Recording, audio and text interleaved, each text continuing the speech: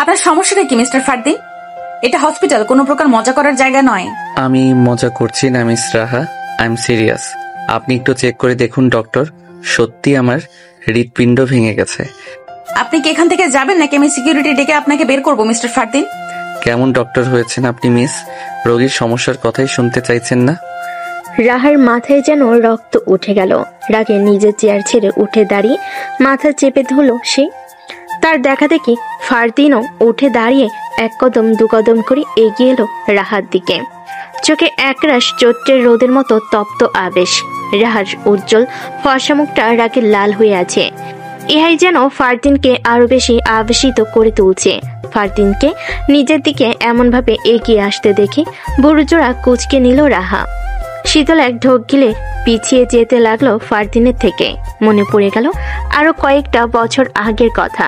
ঠিক এভাবে ফারদিন একদিন এগিয়েছিল রাহার কাছে। ছোট্ট রাহা সেদিন লজ্জায় মাথা নুয়ে কাঁপা কাঁপা কণ্ঠে বলে উঠেছিল, ফারদিন ভাই কি করছেন? সেদিন রাহার ডাকে ফারদিনের হুঁশ আসতেই নিজেকে এমন উদ্ভ্রান্তনাই আবিষ্কার করে ফারদিন। তাদের চরম রাগে রাহার বাম গালে সজোরে এক থাপ্পড় বসিয়ে দিয়েছিল সে। সেই একখানা থাপ্পড়ের প্রতিরূপ হিসাবে ফারদিন সেদিন মাঝপথে ছেড়ে এসেছিল ছোট্ট রাহাকে। কিন্তু আজ আর ফারদিন তাকে থাপ্পড় দিল না, বরং নিজের হাতখানা উঠে আঙ্গুলের ডগায় আলতো ছুঁয়ে দিল রাহার গালে। অদ্ভুত শিহরণে কেঁপে চোখ খিচে বন্ধ করে নিল রাহা। লোকটির স্পর্শ আজও তাকে ভীষণভাবে সম্মোহন করে দেয় যে সেই 5টি বছর আগের মতো করে এখনো রাহার হৃদয়ে সুপ্ত অনুভূতিরা তীব্র আন্দোলনে মুখরিত হচ্ছে যেন। চোখ বন্ধ অবস্থায় কম্পয়মান স্বরে আস্তে করে বলে উঠল, ফারদিন ভাই দূরে সরুন। ফারদিন যেন শুনেও শুনল না রাহার করুণ কণ্ঠের কথাখানা, বরং আরো এক কদম কাছে এগিয়ে এলো রাহার। ঠিক যতটা কাছে থাকলে নিঃশ্বাসের শব্দগুলো কর্ণপাত হয় একে অপরের। ফারদিনের কণ্ঠ জমে এলো, শীতল চোখে রাহার দিকে তাকিয়ে বলে উঠল, এবার যে আর দূরে সরার জন্য আসিনি রে আমি। 5টা বছর দূরে দূরে থাকতে থাকতে আমার হৃদয়ের প্রত্যেকটা অলিন্দ নিলয় যেন সুই গেঁথে দেওয়ার মতো যন্ত্রণাটা আমি পেয়েছি, সেটা যে আর পেতে পারবো না আমি। এবার আমি তোর ভালোবাসাকে নিজের করে নেওয়ার জন্য এসেছি, আর সেটা করেই যাব। আমি আর আপনাকে ভালোবাসি না ফারদিন ভাই। আমি তো বাসি, আমার ভালোবাসা দিয়েই এবার তোকে জয় করে নেব আমি। তুই হবি আমার ডাক্তার বউ। আমি আপনাকে আর চাই না ফারদিন ভাই, আপনি প্লিজ দূরে সরুন, আমার অস্বস্তি হচ্ছে। তপ্ত এক নিঃশ্বাস ফেলে ফারদিন ছেড়ে দাঁড়ালো রাহাকে। সাথে সাথে রাহা টেবিলের উপর থেকে এক গ্লাস পানি নিয়ে ঢকঢক করে পান করলো। পরক্ষণে ক্রুর দৃষ্টিতে ফারদিনের দিকে তাকিয়ে কঠিন কণ্ঠে বলল, আপনি আর আমার পিছু নেবেন না মিস্টার ফারদিন, আপনাকে আমি ঘৃণা করি। বলেই রাহা দ্রুত গতিতে নিজের চেম্বার থেকে বেরিয়ে গেল। যেতে যেতে হসপিটালের শিডিউল ম্যানেজমেন্টকে বলে গেল, আজকের মতো আমার বাকি সিরিয়ালগুলো কেটে দাও, ইম্পর্টেন্ট কাজ আছে, যাচ্ছি আমি। ম্যানেজমেন্টের লোকটিও ওকে ম্যাম বলে সম্মতি জানালো। হসপিটাল থেকে বেরিয়ে এলো রাহা। হাত ঘড়িতে সময় দেখে একবার রাস্তার এপাশ ওপাশ তাকালো। 14 গ্রাম থেকে আজই ঢাকায় শিফট হয়েছে রাহা। এখন থেকে এই হসপিটালে কাজ করতে হবে তার। বিষয়টা হুট করেই উপর মহল থেকে ধাতস্থ করা হয়েছে যে আগে থেকেই থাকার মতো রুমও দেখা হয়নি তার।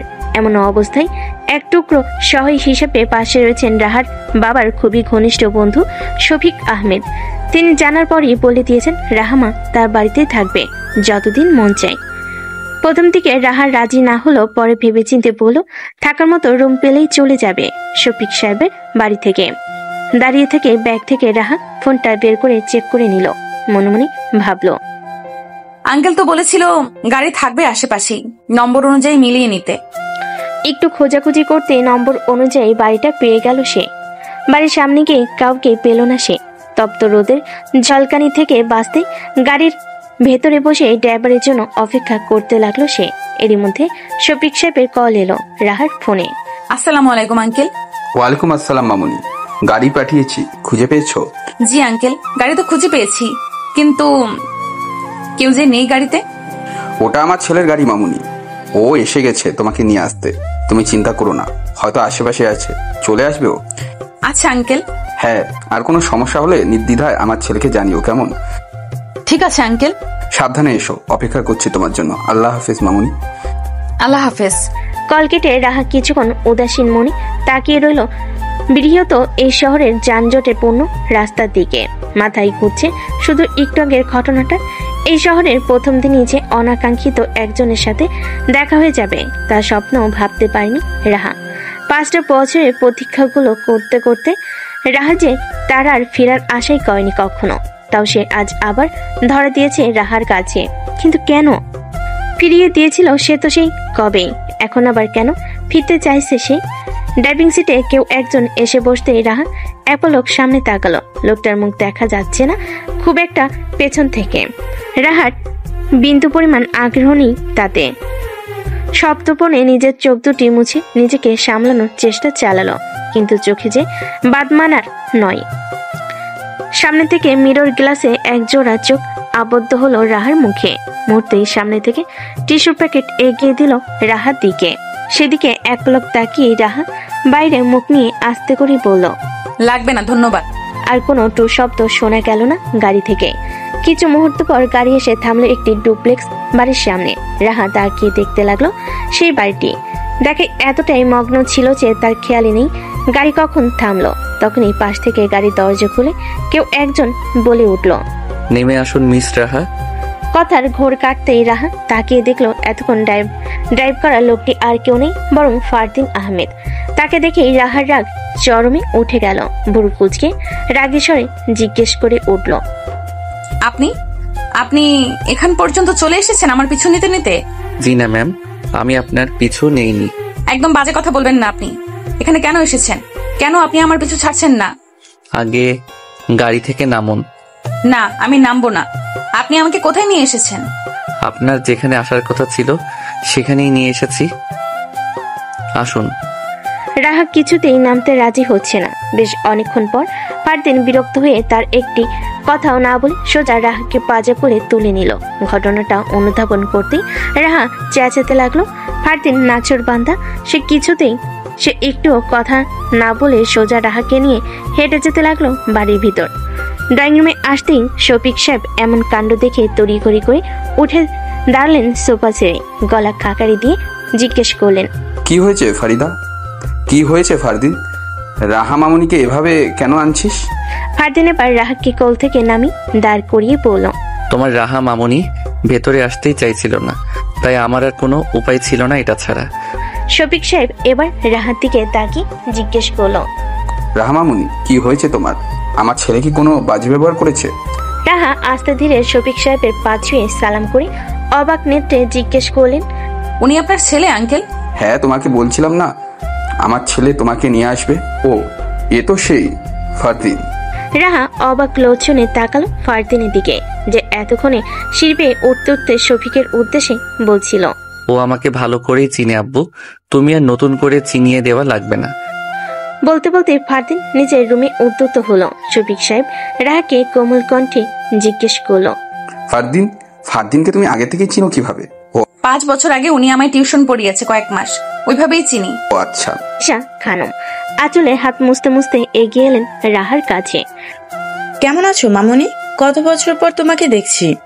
আলহামদুলিল্লাহ ভালো আন্টি, আপনি কেমন আছেন? ভালো আছি। কতক্ষণ ধরে দাঁড়িয়ে আছো? বসো, একটু জিরিয়ে নাও, তারপর রুমে গিয়ে ফ্রেশ হয়ে নিও। রাহা হালকা হেসে সোফায় বসলো। শফিক সাহেব তার সাথে টুকিটাকি কথা বলছেন, তবে রাহার মন মস্তিষ্ক জুড়ে এক অবাক চিন্তা। না জেনে সে আবার নিজেকেই কি ফারদিন ভাইয়ের হাতে ধরা দিয়ে ফেল। কিন্তু রাহা যে তা চায়নি একদমই। ফারদিন ভাইকে সে ভুলতে চায়, কিশোর বয়সের আবেগকে সে পিছু ছাড়াতে চায়। কিন্তু কিভাবে? ভাবনার মাঝেই মেন গেট থেকে একটা পিচ্ছি মেয়ে ছুটে এসে দাঁড়ালো রাহার সামনে। মুচকি হেসে বলল, হ্যালো আপু, আমি হিয়া। আর তুমি? রাহা মুচকি হেসে হিয়াকে নিজের কোলের উপর বসিয়ে বলল, আমি রাহা।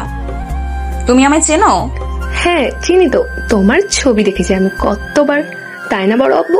বলে শফিক সাহেবের দিকে তাকালো সে। শফিক সাহেবও হাসলো। হ্যাঁ হ্যাঁ, তো রাহা মামুনি ও হলো আমার ছোট ভাই রায়হানের মেয়ে। তুমি নিশ্চয়ই শুনেছ ওর কথা। হ্যাঁ শুনেছি তো, হিয়া তো খুব মিষ্টি মেয়ে। হিয়া উল্টো ফিরে রাহার দুগাল টেনে বলল, তুমিও খুব মিষ্টি দেখতে আপু। বলে আবার ছুটল নিজের ঘরের দিকে। হিয়ার মা সীমা বেগমও এসে রাহার সাথে টুকটাক কথা বলে নিল। তার বড় এক ছেলে আছে নাকি, নাম শিফাত। কিছুক্ষণ সবার সাথে গল্প করার পর রাহাকে তার নির্ধারিত রুম দেখিয়ে দিল। তারপর রাহা ফ্রেশ হয়ে নিজের মা বাবার সাথে কথা বলে নিল ফোনে। সবকিছু সেরে নিচে নেমে এলো। আবার তাকে দেখে দিশা খানম ডেকে বলেন, মামুনি টেবিলে আসো, নাস্তা করে নাও, এসেছো ধরে কিছুই খাওনি। রাহার কথা বাড়ালো না। টেবিলে ইতিমধ্যেই হিয়ার বাবা রাহেন শফিক সাহেব উপস্থিত ছিলেন। নাস্তা করতে করতে রাহেন হেসে রাহাকে জিজ্ঞেস করলো, তো প্রথম দিন হসপিটাল কেমন কাটলো মামুনি? জি মোটামুটি ভালো আঙ্কেল। দেখো মামুনি, যেহেতু তুমি একজন হার্ট সার্জন, তাই আশা করছি ইমার্জেন্সি ছাড়া তেমন সমস্যা হবে না তোমার। জি। তোমার বাবা বললো তুমি নাকি অন্য কোথাও থাকার জায়গা খুঁজছো। কথার মাঝেই উপর থেকে ফারদিন এসে একদম রাহার চেয়ার বরাবর টেনে বসলো। তাকে দেখে একটু নড়েচড়ে বসলো রাহা। এক নজর উঠে ফারদিনের মুখের দিকে তাকাতেই বুকের ভিতর দিম দিম আওয়াজের ঝড় উঠলো যেন। এ কেমন অনুভূতি হচ্ছে রাহাত? লোকটার এক নজর এত কেন তীর্যক? আমাদের বাড়িতে থাকতে কি তোমার অস্থির হচ্ছে মামুনি, নাকি তুমি আমাদের আপন ভাবো না? না না আঙ্কেল, এমন কিছুই নয়। আসলে হসপিটাল থেকে হুট করে এভাবে শিফট করে দিল যে আমি আগে থেকে বাসাও ঠিক করতে পারিনি। এই জন্য আপনাদেরও সমস্যায় ফেলতে হচ্ছে। তাই ভাবছিলাম। দেখো মামুনি, এটা ঢাকা শহর, এখানে বাসা তুমি খুঁজে পাইতেই পারো, কিন্তু নিরাপত্তা পাবে না তুমি ওইভাবে। কিন্তু নিরাপত্তা পাবে না তুমি ওইভাবে। আর আমাদেরকে তুমি নিজের লোকই ভাবতে পারো। যতদিন আছো একসাথেই থাকো না। তোমার হসপিটালও এখান থেকে একটু পথই। রাত বিরাতে ইমার্জেন্সি হলে যেতে অসুবিধা হবে না এখান থেকে। কি বলিস ফারদিন? বাবার প্রশ্নে ফারদিন শুধু হুম বলেই খাওয়াই মনোযোগ দিল। আবার শফিক সাহেব আবারও বলতে শুরু করলো, আর এখানে থাকলে ফারদিনও তোমার খুঁটিনাটি বিষয়ে হেল্প করতে পারবে, যেহেতু তোমরা আগে থেকে পরিচিত। রাহা একবার মুখ তুলে ফারদিনের দিকে তাকাতেই চোখাচোখি হলো দুজনের মধ্যেই। রাহাত চোখ নামিয়ে নিল।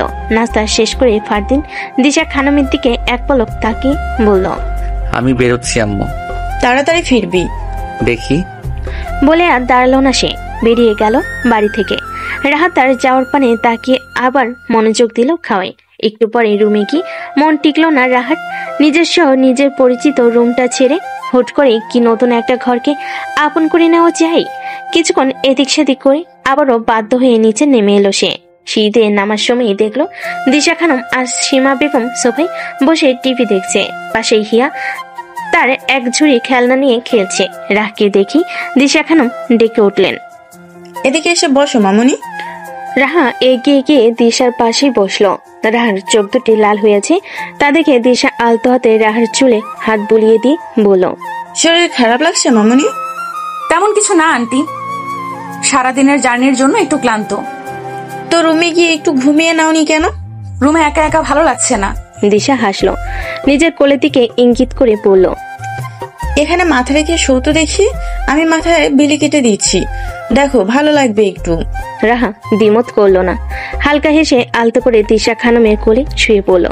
দিশা খানমও আলতো হয়ে রাহার চুলে বিলি কেটে দিতে লাগলো। এভাবেই চলতে লাগলো। কখন যে রাহার চোখ লেগে এলো তা বুঝতে পারলো না। একটু পরে বাড়ি ফিরল ফারদিন। ড্রয়িং রুম পেরিয়ে সিঁড়ি বেয়ে উপরে উঠতে গিয়ে থমকে গেল। সোফার দিকে নজর পড়তে ঠোঁটে কোণে এক চিলতে হাসি এগিয়ে এলো দিশার রাহার কাছে। ফারদিনের আগমন লক্ষ্য করে হিয়া রাহার দিকে তাকিয়েই দেখলো রাহা ঘুমে বিভোর। বাচ্চা হাসতে হাসতে জোরে বলে উঠল, ওমা, রাহা আপু ঘুমিয়ে পড়েছে। ভাইয়া দেখো দেখো, আপু কুজো হয়ে ঘুমায়। ফারদিন লক্ষ্য করলো রাহা আসলেই বাচ্চাদের মতো দুহাটু ভাঁজ করে কুজো হয়ে ঘুমিয়ে আছে।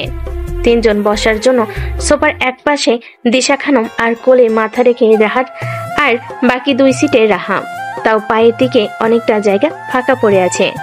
ফারদিন গিয়ে বসলো সোফার সামনের ফ্লোরে।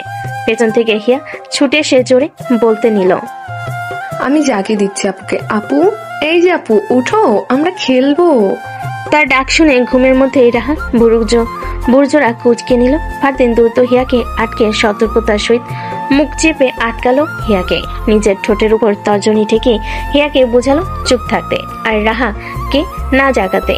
রাহা আর মোড়া ভেঙে আবারও নড়ে ছেড়ে উঠল, এক পাশে ফেরা থেকে এবার একটু সোজা হয়ে শুয়ে পড়ল।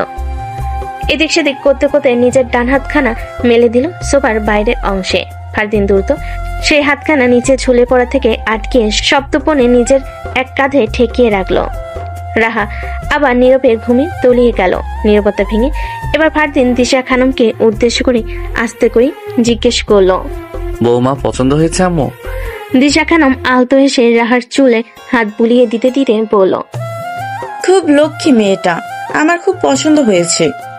ফারদিন আলতো করে নিজের কাঁধে রাখা রাহের হাতটা নিজের হাতের মুঠোয় পুড়ে নিল।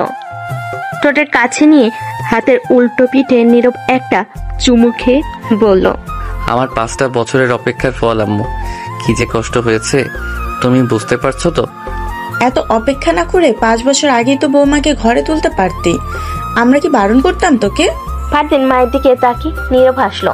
পরক্ষণে রাহার মুখের দিকে তাকি আস্তে করে বলতে লাগলো, তখন তো আমি ওর যোগ্য ছিলামই না আম্মু। এই যে ঘুমন্ত পরীরে যোগ্য সম্মাননায় নিজের করে নেওয়ার জন্যই আমার অদম্য জেদ আমাকে আজ এই পর্যায়ে নিয়ে এসেছে। এখন আমি সফল আর আমার পরীটার যোগ্য। তা ওকে জানিয়ে দিলেই তো পারতি, শুধু শুধু মেয়েটাকে এতগুলো বছর কষ্ট দিলি। সেদিন যদি আমি ওকে আমার মনের অনুভূতি জানাতাম তাহলে আজও সফল হতে পারতো না। ওর এইচএসসি এক্সাম ছিল আম্মু, কিন্তু ওর চিন্তা ভাবনা পুরোটা জুড়েই ছিলাম আমি। আমাকে নিয়ে ভাবতে ভাবতে ও এতটাই বিভোর থাকতো যে পড়ালেখায় তার মনই থাকতো না। তাই বাধ্য হয়ে ওর মন থেকে সরে আসতে হয়েছে আমার। আমি সরে এসেছি বলেই এই 5 বছরে ও নিজেকে প্রতিষ্ঠিত করতে পেরেছে। ততদিনে যদি অন্য কেউ ওকে নিয়ে যেত? এত সহজ? আমি ওকে ছাড় দিয়েছি আম্মু, কিন্তু ছেড়ে দেইনি। 5 বছর আগে থেকেই ওর সবকিছু আমার জানা। ও কখন কোথায় যায়, কার সাথে মিশে, কে ওর কাছে যাওয়ার চেষ্টা করেছে, সবটা আমার জানা। আমি আমার কলিজার দিকে কাউকেই হাত বাড়াতে দিব না আম্মু। যা হয়েছে হয়েছে, এবার নিজেদের মধ্যে সব মনোমালিন্য মিটিয়ে নিয়ে আমার বৌমাকে সসম্মানে নিজের করে নে। আর কষ্ট দিস না মেয়েটাকে। ধৈর্য তো আরেকটু ধরতে হবে আম্মু। সেই 14 গ্রাম থেকে ম্যাডামকে এখান পর্যন্ত আনার জন্য আমার 2 মাস সময় লেগেছে। কতটা দৌড়ঝাঁপ করতে হয়েছে তা আমি বুঝতে পারি। দিশা তপ্ত এক নিঃশ্বাস ফেল। এখন কি করবি? ও যদি এত কিছু বুঝতেই না পারে? ফারদিন উত্তর দিল না, নীরবে রাহার মুখের দিকে তাকিয়ে হাসলো একটুখানি। আমি ওকে জানিয়ে দিই বরং, ডিনার সেরেই ঘুমাক। না আম্মু, জাগিও না। হুট করে ডাকলে ওর মাথা ধরে যায়, নিজে থেকে উঠলে পরে খেয়ে নিবে। তুমি বরং ওর খাবারটা প্লেটে নিয়ে রুমে রেখে এসো। আমি ওকে রুমে শুইয়ে দিয়ে আসছি ঠিক মতো। বলে ফারদিন আস্তে করে ঘুমন্ত রাহাকে পাজো কোলে তুলে নিল। তারপর ধীরে সুস্থে সিঁড়ি পেয়ে উঠে পৌঁছালো রাহার জন্য নির্ধারিত রুমটায়। পরের দিন সকালে রাহা যথারীতি রেডি হয়ে নিচে নেমে এলো। দিশা খানম আর সীমা বেগম তখন রান্নাঘরে খুনসুটি কাজে ব্যস্ত। হিয়া সোফায় বসে তার খেলনাপাতি নিয়ে খেলছে। সেদিকে একবার তাকিয়ে রাহা এগিয়ে গেল দিশা খানমের কাছে। ইস, আর একটু আগে উঠলে আপনাদের হেল্প করতে পারতাম। আচ্ছা, কাল থেকে আরো আগে উঠবো আমি। বলে কিছুতেই হাত লাগাতে গেলে দিশা খানম তার হাত চেপে ধরে নিল খপ করে। তোমার কোনো কাজ করতে হবে না মামনি, আর বেশি সকাল সকাল ওঠারও প্রয়োজন নেই, আমরা ঠিক সামলে নিতে পারবো। রেডি হয়ে নেমেছো? টেবিলে গিয়ে বসো, আমি ব্রেকফাস্ট দিচ্ছি তোমাকে। মাঝে বাড়ির সদর দরজা দিয়ে প্রবেশ করলো একটি ছেলে। এ আর কেউ নয়, রাহেনের ছেলে শিপাত। আম্মু, আমার ব্রেকফাস্টটা ওপরে পাঠিয়ে দিও তো একটু। বলে শিপাত সিঁড়ি পেয়ে নিজের রুমে চলে যেতে নিয়েও রান্নাঘরে অপরিচিত এক মেয়েকে দেখে থেমে দাঁড়ালো। ভুর কুচকে ওপর থেকে একদম নিচ পর্যন্ত পরখ করে রাহাকে। রাহা তার দিকে তাকিয়ে তা দেখে সীমা এগিয়ে এসে বলে, এটা আমার ছেলে সিফাত। আর সিফাত, এ হলো রাহা, তোর চাচুর বন্ধুর মেয়ে। এখন থেকে আমাদের সাথেই থাকবে। শিফাত এক ভোর উঁচু করে আপন মনে বিড়বিড় করে বলল, আমাদের সাথেই থাকবে? Very good. আমাদের সাথে থাকবে মানে আমার সাথে থাকবে তুমি, সুইটি। শিফাত নজর সরালো না রাহার দিক থেকে। তার দৃষ্টিভঙ্গি দেখে রাহার কেমন অস্বস্তি লেগে উঠল, সাথে সাথে চোখ নামিয়ে ফেল সে। সিফাত রাহার দিকে দৃষ্টি রেখেই উপরে চলে গেল, মুখে ফুটে উঠল তার শয়তানি হাসি। শফিক সাহেব রাহাকে ডেকে বলল নাস্তা করে নিতে। রাহাও হাসি মুখে গিয়ে টেবিলে বসলো। একটু পরে ফারদিন একেবারে ফর্মাল গেট আপ নিয়ে এসে বলল রাহাত বরাবর এসে বসলো রাহাত বরাবর চেয়ারে। রাহা তাকালো তার দিকে, বলতে গেলে এই প্রথমবার ফারদিনকে সে ফর্মাল এই গেট আপে দেখছে। 5 বছর আগে যে কয়েক মাসে রাহাকে পুড়িয়েছে সেও কোনোদিন এত সুন্দর করে জানি। সবই এই নর্মালের মধ্যে শার্ট না হয় টি শার্ট পরতো সে, কিন্তু আজ একেবারে ইন করে ব্লেজার সহ। রাহা কি একটু হলো চোখে তৃষ্ণা মিটাচ্ছে? হ্যাঁ, হয়তো হ্যাঁ, যতই মুখে বলুক সে ফারদিনকে ঘৃণা করে, কিন্তু আসলে যে রাহার মনের মধ্যে সমস্তটা জুড়ে আজও ফারদিন ভাই এর বসবাস। সে 5টা বছর আগের মতোই আজও তো রাহা ফারদিনকে দেখলে তার চোখ ফেরাতে পারে না। Good morning everybody. ফারদিনের হাসকি কণ্ঠের আভাস পেয়ে ঘোর কাটলো রাহার। দ্রুত চোখ সরিয়ে নিয়ে খাওয়ায় মনোযোগ দিল সে। Good morning. গুড মর্নিং বেটা। গুড মর্নিং ভাইয়া। রাহা কোনো প্রকার জবাব দিল না। তা দেখে ফারদিন ইচ্ছে করে রাহার দিকে তাকিয়ে সরাসরি বলল গুড মর্নিং রাহা। রাহা অপ্রস্তুত হলো। ফারদিন যে ইচ্ছে করে সবার সামনে এভাবে কথা বলছে তা ঠিকই বুঝতে পারছে সে। সবার দিকে একবার তাকিয়ে আস্তে করে উত্তর দিল গুড মর্নিং। তো ফারদিন, অফিসে যাচ্ছিস? হ্যাঁ আব্বু, গতকাল মিস দিয়েছি। কোম্পানির কিছু প্রজেক্টের কাজ বাকি রয়ে গেছে, সেগুলো আজকেই সাবমিট করে দেব। তুই বেশি চাপ নিস না ফারদিন, নিজেদের কোম্পানি ছোটখাটো প্রফিট এগুলো 2-1 দিন লেট হলেও সমস্যা নেই। না চাচ্ছু, নিজেদের কোম্পানি বলে হেলামি করব এমনটা নয়।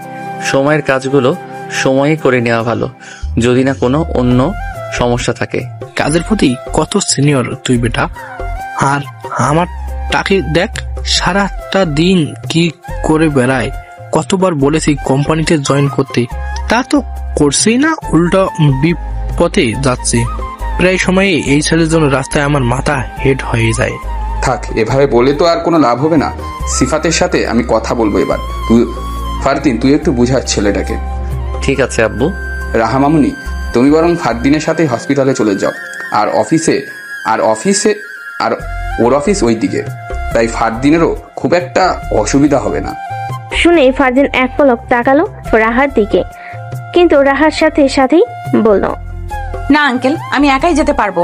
আর নতুন জয়েন হয়েছে বলে একটু লেট হচ্ছে। হসপিটাল থেকে কাল পরশুর মধ্যে গাড়ির ব্যবস্থা করে দিবে নিশ্চয়ই। সে যেদিকে করবে সেদিকেই দেখা যাবে। এই কয়েকদিন ফারদিনের সাথে চলে যাও। তুমি এই শহরে নতুন, এখনো শহরের ধাঁচ বুঝো না, তাই আপাতত একা চলাচল করো না মামুন। রাহা চুপ রইল। বড় কারোর মুখের উপর কথা বলার মতো শিক্ষা সে পায়নি। শফিক সাহেব আবার বলে উঠল আর ফারদিন, রাহা মামুনির কথা শুনবে না আমি জানি। কিন্তু ওকে ঠিক মতন হসপিটালে পৌঁছে দেওয়া আর বাড়িতে নিয়ে আসার দায়িত্ব তোর। আমার মামুনির কিছু হলে আমি কিন্তু প্রথমেই তোর দিকে আঙুল তুলবো। ফারদিন তাকালো রাহার দিকে, আর রাহাও ঠিক ফারদিনের দিকে নিরেট দৃষ্টিতে তাকিয়ে আছে। তা দেখে ফারদিন চোখ ছোট ছোট করে জিজ্ঞেস করে বলল মাইন্ড ইট। নাস্তা শেষ করে ফারদিন আগে বেরিয়ে গেল। এরপরে বাধ্য হয়ে বের হই রাহা।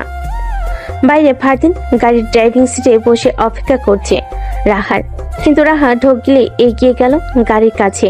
পেছন দিকে দরজা খুলতে যাবে, তখনই ফারদিন বলে উঠল আমি কারো পার্সোনাল ড্রাইভার নই। কাল তো পেছনেই বসে এসেছি। একদিন বসেছিস বলে যে প্রতিদিন পেছনে বসবি তা তো নয়। আমি পেছনেই বসবো, এতে হলে হবে, না হলে আমি একাই চলে যেতে পারবো। তুই ভুলে যাস না, সময় এগিয়ে গেলেও ফারদিন বদলে যায়নি। হ্যাঁ, আপনি আপনার স্ট্রিক্ট নিয়ম অ্যাটিটিউড নিয়ে থাকুন। আপনি পরিবর্তন না হলেও রাহার ঠিক পরিবর্তন হয়ে গেছে। এখন আর কারোর জন্য উদ্গ্রীব নয় সে। ফারদিন বাঁকা হাসলো। হতে কতক্ষণ? রাহা নিজের জেদ বজায় রেখেই পেছনের সিটে বসলো। তা দেখে ফারদিন গাড়ি থেকে নেমে গিয়ে রাহার পাশে দরজাটা খুলে শক্ত কণ্ঠে বলল সামনে যা রাহা। যাব না। ঠিক আছে বলে ফারদিন আর এক মুহূর্ত অপেক্ষা করলো না। দ্রুত নিজের শক্তি দিয়ে রাহাকে পাজা কোলে তুলে নিল। তা দেখে রাহা ভয়ে চিৎকার করে উঠল ফারদিন ভাই ছাড়ুন, কি করছেন? কি করছেনটা কি আপনি? নিচে নামান আমাকে। ফারদিন রাহাকে কোলে নিয়ে সামনের দিকে আসতে আসতে বলল, আগে থেকে একটু ওজন বাড়িনি তোর? এখনো 45 কেজিতেই আটকে আছি শিওর? রাহা থমকালো, চটপটানি বন্ধ হয়ে গেল তার। নীরব দৃষ্টিতে ফারদিনের দিকে তাকিয়ে ভাবতে লাগলো। ফারদিন ভাই এখনো আমার কথা মনে রেখেছে? 5 বছর আগে যে আমার সবটুকু মনে আছে তার? কিন্তু কেন? আমায় তো উনি ভালোবাসেন না। রাহার ভাবনার মাঝে ফারদিন তাকে ফ্রন্ট সিটে বসিয়ে দিল, সযত্নে সিট বেল্টটাও লাগিয়ে দিল রাহার। রাহা শুধু নীরব দৃষ্টিতে তাকিয়ে দেখতে লাগলো ফারদিনের কাজগুলো। ফারদিন ফের আবার এসে নিজের সিটে বসে গাড়ি স্টার্ট দিল। বিকেলের দিকে আর্জেন্ট একটা অপারেশনের কারণে রাহাকে হসপিটালে গাড়ি করে কাছের আরেকটা হসপিটালে নিয়ে যাওয়া হয়েছে। এদিকে তার এয়ার টাইম শেষ। ফারদিন রাহার হসপিটালের সামনে অনেকক্ষণ গাড়িতে ওয়েট করার পরও রাহা বের হচ্ছিল না বলে তাই বেশ কিছুক্ষণ পর এক প্রকার বাধ্য হয়েই হসপিটালের ভেতর ঢুকলো সে। রাহার চেম্বার চেক করে দেখলো রাহা নেই। ভুরজোড়া কুচকে রিসেপশনিস্টের কাছে জিজ্ঞেস করলে তিনি বলেন, সরি স্যার, ডক্টর রাহা অলরেডি চলে গেছেন। ওনার অ্যাক্সেস টাইম আরো 1.5 ঘন্টা আগে। ফারদিন ভাবলো রাহা কি ইচ্ছে করে আগে আগে চলে গেছে আমার সাথে ফিরবে না বলে? ভেবেই ফারদিন দ্রুত তার মায়ের নম্বরে কল দিল। হ্যালো আম্মু। হ্যাঁ বাবা বল, হঠাৎ এই সময় কল দিলি যে? রাহা কি বাড়িতে? কই না তো, মামনি তো ফিরেনি এখনো। কোনো সমস্যা বাবা? না না, আচ্ছা আমি হসপিটালে দেখছি ওকে। বলে কল কেটে দিল। মুহূর্তে খানিক চিন্তায় পড়ে গেল সে। কোথায় যেতে পারি রাহা? শহরটা যে তার কাছে একদমই নতুন। ফারদিন এবার কল দিল রাহার নাম্বারে। 1 বার 2 বার 3 বার এমন করে বেশ কয়েকবার রিং হয়ে কেটে গেল ফোন। কেউ রিসিভ করলো না। ফারদিনের শরীর হুট করে ঘামতে শুরু করলো। তার 5 বছরের অমিলান ভালোবাসার একটা হিরে এই রাহা। এতগুলো বছর দূর থেকে দেখে শুনে রেখেছে ফারদিন রাহাকে, আর এই এখন শেষ মুহূর্তে এসে বুঝি কাছ থেকেও রাহাকে সে সামলে নিতে পারছে না। রাহা কি কোনো বিপদে পড়ল? ভাবনার মাঝে এই কল রিসিভ হলো। সাথে ভেসে এলো অপর পাশ থেকে এক পুরুষ কণ্ঠ। ফারদিন থমকালো। রাহার ফোনে এলো কে? আমার রাহা কোথায়? ওর ফোন কার কাছে? আপনি কে? স্যার, আমি একজন হসপিটাল ম্যানেজমেন্টের লোক। ডক্টর রাহা ইমার্জেন্সি ওটিতে আছে, তাই ওনার প্রয়োজনীয় জিনিস বাইরে। ফোনটাও। ওটিতে মানে? ও তো অনেক আগে হসপিটাল থেকে বের হয়ে গেছে। জি স্যার, ওনার হসপিটাল থেকে জেডএস হসপিটালে ইমার্জেন্সি নিয়ে আসা হয়েছে ওনাকে। রোগীর অবস্থা জটিল ছিল, ইমিডিয়েট অপারেশন করাটা প্রয়োজন। আর আমাদের হসপিটালের হার্ট সার্জেন্ট আজ একটু ছুটিতে আছে, তাই ডক্টর রাহাকে এখানে নিয়ে আসা হয়েছে। ঠিক আছে, থ্যাংক ইউ। ফারদিনের মন কিছুটা শান্ত হলো। রাহা ঠিক আছে। তবু সে আর 1 মিনিটও ওয়েট করলো না। গাড়ি নিয়ে ছুটলো জেড হসপিটালের দিকে। রাকে নিজ চোখের সামনে দেখার আগে মন ভরছে না তার। হসপিটালে পৌঁছে রিসেপশনিস্ট থেকে খবর নিয়ে ফারদিন পৌঁছে গেল দোতলায়। সেখানে পেয়ে গেল রাহাত দেখা। ক্লান্ত পরিশ্রান্ত মুখমণ্ডল নিয়ে মাত্র সে অপারেশন থিয়েটার থেকে বের হয়ে রোগীর লোকজনের সাথে কথা বলছিল। কথা শেষ করে সামনে এগোতে নিলেই চোখাচোখি হলো তার ফারদিনের সাথে। সামনে এগিয়ে বলল, আপনি এখানে? এখানে তো আসার কথা ছিল না আপনার। আপনাকে নিতে এসেছি ডক্টর ম্যাম। কাজ কি শেষ? হ্যাঁ, আপাতত শেষ। আপনি কষ্ট করে আসার প্রয়োজন ছিল না। আমার নতুন কলিগ তার গাড়ি করে এমনিই পৌঁছে দিত বাড়িতে। যাকে তাকে বিশ্বাস করা উচিত না ডক্টর ম্যাম। আমি যাকে তাকে বিশ্বাস করছিও না। কথার সাথে সাথেই রাহা বেসিনের সামনে গিয়ে নিজের হাত মুখে পানি ছিটিয়ে নিল। বেঁধে রাখা চুলগুলো খুলে হালকা গুছিয়ে নিয়ে কাঁকড়া ব্যান্ড দিয়ে বাঁধার চেষ্টা করলো। আমাকে করেন বিশ্বাস? রাহা তপ্ত নিঃশ্বাস ফেলল। ফারদিন ভাইকে সে ঘৃণা করে, কারণ রাহার ভালোবাসাকে মেনে নেয়নি। উল্টো সেদিন রাহার গালে ভীষণ জোরে এক থাপ্পড় দিয়ে সেই যে উধাও হলো, আর ফেরেনি কখনোই। দিনে দিনে রাহা তার ফারদিন ভাইকে এক ফালি দেখার অভাবে কতটা পড়েছে তা কি জানে ফারদিন ভাই? জানে না। আর জানে না বলেই রাহা তাকে ঘৃণা করে। মূলত ঘৃণা করে না, বরং বলা যায় আর ভালোবাসতে চায় না। কিন্তু ফারদিন ভাইয়ের প্রতি এখনো তার অগাধ বিশ্বাস। এখানেই ওয়েট করুন, চেঞ্জ করে আসছি। বলেই রাহা হসপিটালে চেঞ্জিং রুমে ঢুকতে নিলে ফারদিন তার বাহু টেনে আটকে ধরল। রাহার দিকে একটু এগিয়ে লক্ষ্য করলো রাহার পরনে স্যুটের দিকে আকাশি রঙের কুর্তি, পায়জামা সেট দেখে বোঝা যায় এটি অপারেশনের সময় পরিধান করা স্যুট। চেঞ্জ করার আগে রুম চেক করে নিয়েছিলি? চেক বলতে? রুমে তো কেউ ছিল না। পাগল তুই, রুমটায় কোনো হিডেন ক্যামেরা আছে কিনা দেখিসনি? না। উফ রাহা, এটা ঢাকা শহর, এখানে এরকম অনেক কিছুই খেয়াল রাখতে হয় বোকা। আয় তুই। বলে ফারদিন রাহাকে নিয়ে রুমটা ঢুকে আস্তে করে দরজা লক করে দিল। তারপর হাত বাড়ি রুমের লাইট অফ করে দিতেই রাহা ভয়ে চেঁচিয়ে উঠল। লাইট কেন অফ করেছেন? আলো থাকলে বোঝা যায় না। বলে ফারদিন ফোনের একটি অ্যাপ অন করে সেটি দিয়ে পুরো রুমটার এদিক ওদিক স্ক্যান করতে লাগলো। একটু পরে ফোনের অন্ধকারের মাঝে একটা ছোট্ট একটা লাল বিন্দু দেখা গেল। তা দেখে ফারদিন আস্তে করে বলল, ওই দেখ ক্যামেরা এখানে। কথাটা শোনা মাত্রই রাহার বুক কেঁপে উঠল। পেছন থেকে দু হাতে ভয়ে ফারদিনের বাহু চেপে ধরল। তটস্থ কণ্ঠে বলল, ফারদিন ভাই। রাহার এমন ভীত ভাব দেখে ফারদিন দ্রুত হাত বাড়িয়ে লাইট জ্বালালো। রাহার দিকে ফিরে চোখ ছোট ছোট করে তাকাতে রাহা মুখ নামিয়ে ফেলল। মিনমিন করে বলল, আমি যে এখানে একটু আগে চেঞ্জ করেছি। রাহা ভয় পাচ্ছে, তার কারণ রাহা এখনো ফারদিনের বাহু চেপে ধরে রেখেছে। ফারদিন নিজের হাত আস্তে করে রাখলো রাহার হাতের উপর। এটা হয়তো কিছুটা আশ্বস্ত করার আভাস। রাহা এখনো গোল গোল চোখে ফারদিনের মুখের দিকে তাকিয়ে আছে। এবার ফারদিন এক হাতে টিস্যুর প্যাকেট থেকে টেনে টেনে একসাথে 4-5টা টিস্যু নিয়ে ভিজিয়ে দলা করে মারলো ওই যে ক্যামেরাওয়ালা জায়গাটায়। না, চেঞ্জ করে নে, এখন সমস্যা নেই। বলে ফারদিন বেরিয়ে যেতে নিলেই রাহা আবার পিছু ডাকলো তাকে। ফারদিন ভাই, আগে যে চেঞ্জ করলাম সেটা দেখছি। ফারদিনের কথা শুনে রাহা চোখ বড় বড় করে বলল, দেখছেন মানে? ফুটেজ ডিলিট করাচ্ছি, বুদ্ধু একটা। বলে ফারদিন চলে গেল। রাহা সেদিকে তাকিয়ে দরজা আটকালো। চেঞ্জ করে রাহা দেখলো না ফারদিনকে। এদিক ওদিক তাকিয়ে একটু খুঁজে দেখলো, কিন্তু নেই সে। রাহা এবার নিচতলে নেমে ম্যানেজমেন্টের দিকে রওনা হলো, কারণ অপারেশন থিয়েটারে ঢোকার আগে নিজের সাথে আনা জিনিসপত্র সেখানে জমা রাখা হয়। ম্যানেজমেন্টের কাছে পৌঁছাতেই দেখলো ফারদিন সেখানেই আছে, খুব মনোযোগ দিয়ে দুজনের সাথে কথা বলছে। রাহাকে চোখে পড়তে চোখ নামিয়ে জিজ্ঞেস করলো, হয়ে গেছে? তাহলে যাই এখন। ফুটেজটা অল ওকে, চল। বলেই ম্যানেজমেন্ট থেকে রাহার জিনিসপত্র নিয়ে বেরিয়ে এলো ফারদিন। আর রাহা গাড়িতে সামনে বসতে এবার আর রাহাকে জোর করতে হয়নি, নিজে নিজেই এসে বসেছে সে। ফারদিনও ড্রাইভিং সিটে বসে এক পলক তাকালো রাহার দিকে। মেয়েটাকে ক্লান্ত লাগছে, এই যে সিটে কেমন হেলান দিয়ে চোখ বন্ধ করে রয়েছে। ফারদিন একটা ঘন নিঃশ্বাস ফেলে একটু ঝুঁকে গিয়ে রাহার সিট বেল্টটা লাগিয়ে দিল।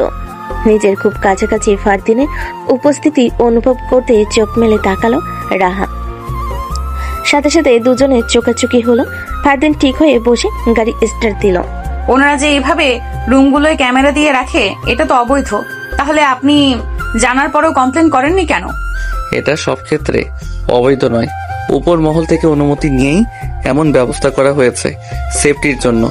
অনেক কিছুই হতে পারে সেখানে, তাই। তার মানে সবাই সবকিছু দেখে? ফারদিন তাকালো রাহার দিকে। রাহার কৌতূহলী দৃষ্টি দেখে নীরবে হাসলো সে।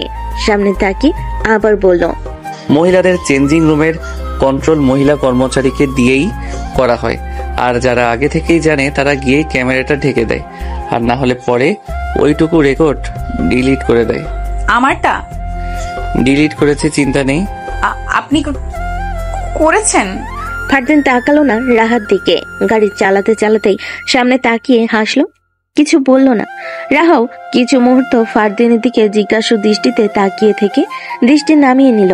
আর যাই হোক, ফারদিন ভাই যে এতটা খারাপ না সেই বিশ্বাসটুকু আছে রাহার।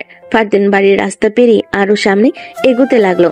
তা দেখে রাহা বলে উঠল, বাড়ি তো এদিকে, কোথায় যাচ্ছেন? পালাচ্ছি তোকে নিয়ে। মানে? আমার প্রতি এতটুকু বিশ্বাসও যদি থাকে তাহলে প্রশ্ন করিস না। রাহা চুপ হয়ে গেল। বেশ কিছুক্ষণ পর ফারদিন গাড়ি থামালো একটা নদীর উপর ব্রিজে। দরজা খুলে নেমে রাহার দিকে দরজাটাও খুলে দিল। রাহা নেমে এলো। চারদিকে ঝাঁঝালো বাতাস বইছে, আকাশ হালকা পরিষ্কার, তবে রোদ নেই বললেই চলে। চারদিকের মনোমুগ্ধকর পরিবেশ দেখে রাহা আনমনি হালকা হাসলো। ধীর কদমে এগিয়ে গিয়ে ব্রিজের রেলিং ঘেঁষে দাঁড়িয়ে নিচে তাকালো। নদী দিয়ে বয়ে যাচ্ছে মোটর চালিত নৌকা, দু একটা পাল তোলা নৌকাও রয়েছে। রাহার এতক্ষণে ক্লান্তিরা যেন হুট করেই উধাও হয়ে গেল। কখন যে ফারদিন তার পাশে এসে দাঁড়ালো বুঝতেই পারলো না রাহা। মন কি একটু ভালো হয়েছে? রাহা ফিরে তাকালো ফারদিনের দিকে। উত্তর হিসাবে হালকা হাসি উপহার দিল ফারদিনকে। বেশ অনেকক্ষণ কাটলো নীরবতায়। কেউ রাহা বলেই উঠল, হঠাৎ রাহা বলে উঠল, আপনাকে তো আমি সহ্য করতে পারি না, ঘৃণা করি। তাও আপনি কেন আমার সম্মান রক্ষার্থে এত কিছু করেন? কি করলাম? এই যে তখন চেঞ্জিং রুমের ঘটনা, আর এখন আমার মন ভালো করতে এখানে নিয়ে এলেন। এতে তো আপনারই সময় নষ্ট, তাই না ফারদিন ভাই? ফারদিন মুগ্ধ চোখে চেয়ে রইল রাহার দিকে। কি জানি কেন করছি, হয়তো এটা গত 5 বছরে তোকে দেওয়া সকল কষ্টের প্রতিদান। আমি তো প্রতিদান চাই না। আর তাহলে কি এখনো আমাকেই চাস? রাহা পারল না উত্তর দিতে। আপন মনে তাকিয়ে রইল নদীর টলমলে পানির দিকে। ফারদিন রাহার এক হাত নিজের হাতে নিয়ে হাঁটতে হাঁটতে বলল, চল। মাত্র তো এলাম, এক্ষুনি চলে যাব? ফারদিন উত্তর দিল না। রাহাও দেখতে লাগলো ফারদিনের কাহিনী। ফারদিন রাহাকে নিয়ে ব্রিজের পাশ দিয়ে মাটির এবড়ো থেবড়ো সিঁড়ি বেয়ে খুব সাবধানে রাহাকে নিয়ে নামলো নিচে। তারপর রাহাকে দাঁড় করিয়ে এগিয়ে গিয়ে একটা ছোট্ট মোটর চালিত নৌকার কাছে গিয়ে একজন লোকের সাথে কথা বলল। কথা শেষ করে হাতের ইশারায় রাহাকে কাছে ডাকলো। রাহাও এগিয়ে গেল। ততক্ষণে ফারদিন কাঠের তক্তা বেয়ে উপরে উঠে গেল নৌকায়, কিন্তু রাহা পাড়ে গিয়ে আটকে গেল। জলের স্রোতে নৌকা সহ তক্তাটাও কেমন দুলছে। এটা দেখে রাহা কি উঠবে যদি পড়ে যায়? করুণ চোখে ফারদিনের দিকে তাকাতেই দেখলো ফারদিন অপর দিকে ঘুরে ফোনে কিছু একটা করছে। কোনটা এসে ফারদিনের কাছে সাহায্য চাইতে পারছে না। রাহার পরিস্থিতি বুঝতে পেরে নৌকায় থাকা আগে থেকেই একটা ছেলে হাত বাড়িয়ে দিল রাহার দিকে। আমি হেল্প করছি, আসুন ম্যাম।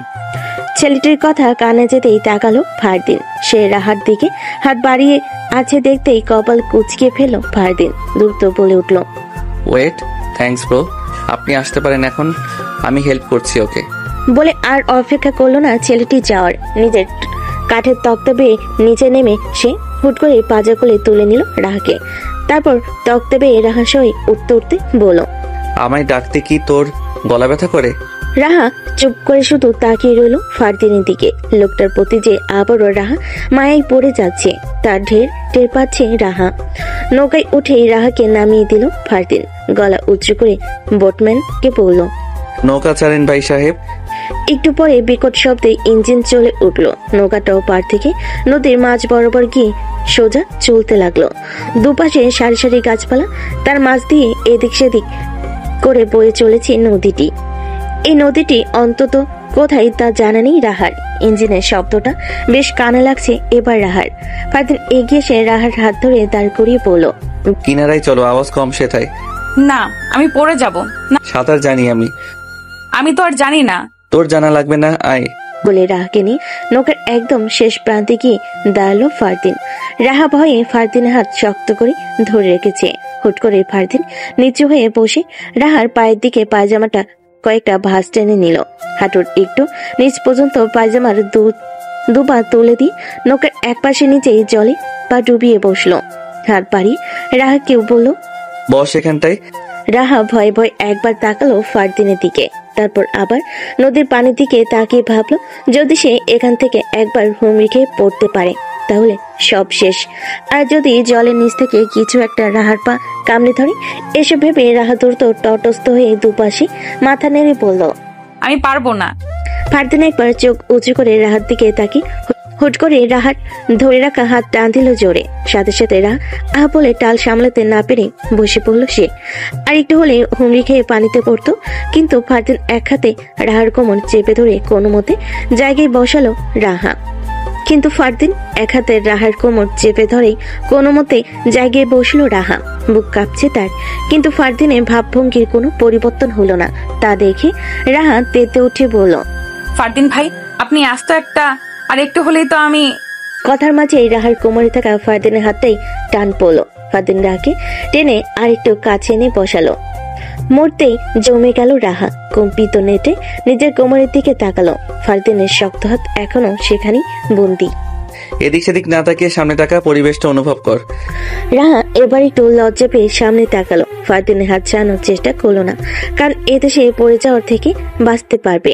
বেশ কিছুক্ষণ পর নৌকা এসে ভিল একটা গ্রামের পাড়ে। ফারদিন উঠে দাঁড়িয়েছে, আর তার দেখা দেখি রাহুল দাঁড়ালো।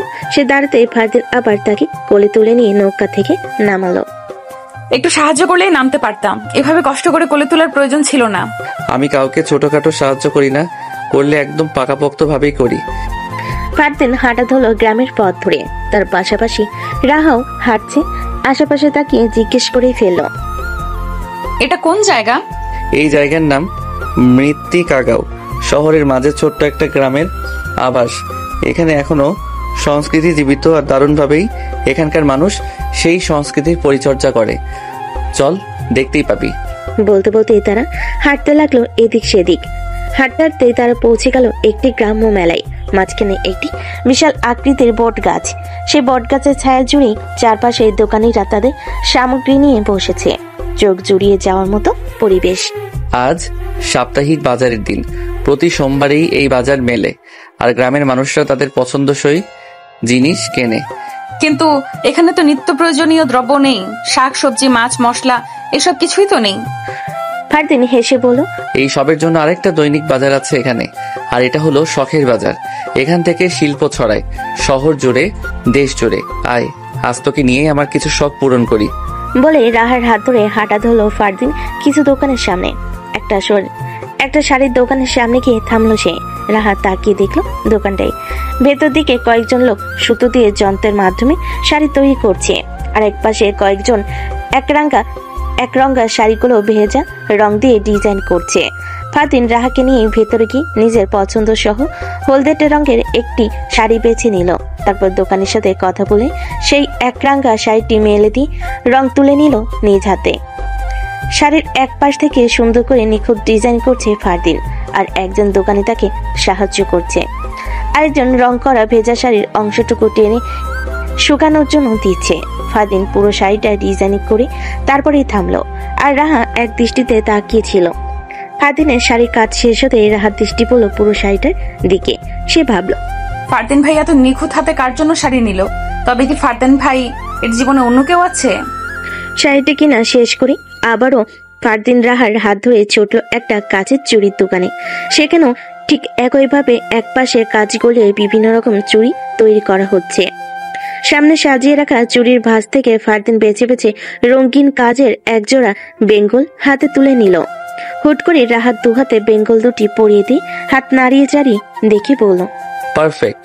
বলে এবার ফারদিন আরো এক মুঠো রেশমি চুড়ি কিনে ওই শাড়িটার সাথে মিলে টাকা মিটিয়ে দিয়ে এবার ফারদিন রাহাকে নিয়ে পুরো বাজার ঘুরতে লাগলো।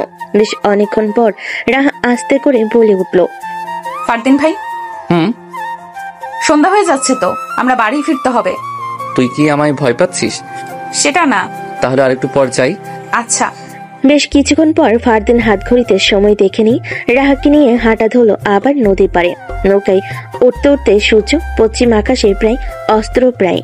এবার আর মোটর চালিত নৌকায় উঠল না তারা, বৈঠা চালিত একটা পালতোলা নৌকায় উঠল। ফারদিন নৌকার এক পাশে গিয়ে বসলো। চোখের ইশারায় রাহাকেও বলল বসতে। রাহা বসলো। একটু পরে ফারদিন রাহার মাথাটা টেনে নিজের কাঠে ঠেকালো। রাহা কিছু বলতে যাবে তার আগেই ফারদিন ইশারা করে বলল, চুপচাপ ওইদিকে তাকিয়ে থাক।